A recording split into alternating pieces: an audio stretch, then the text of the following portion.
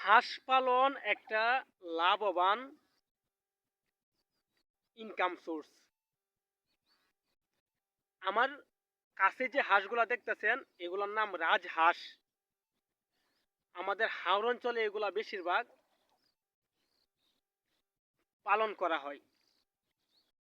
আমার বাড়ি যেহেতু হাওর অঞ্চলে, আমার নিজেরও এগুলার খামার রয়েছে।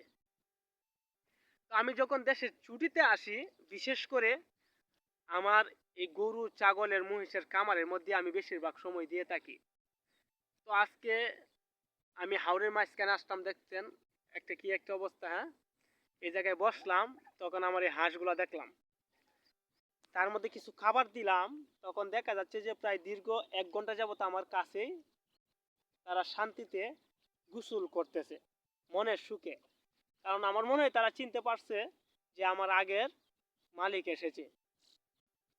এরকম এক সময় ছিল যে আমি দেশে থাকাকালীন তাদের খুব সেবা যত্ন করতাম। এখন যদি আমার ভাই বাদার এই হাঁসগুলাকে 2বার খাবার দেয় দিনে, আমি তখন দিতাম 4বার। এই জন্য হয়তো বা আমার প্রতি তাদের টানটা বেশি। এখন আমার এই জায়গায় যদি আপনারা কেউ আসেন, দেখবেন যে হাঁসগুলা নদীতে চলে যাবে। আমি প্রায় দীর্ঘ 1 ঘন্টা যাবৎ মানে তাদেরকে তাড়া করতেছি এই জায়গাতে চলে যাওয়ার জন্য, কিন্তু তারা কিছুতেই যাচ্ছে না।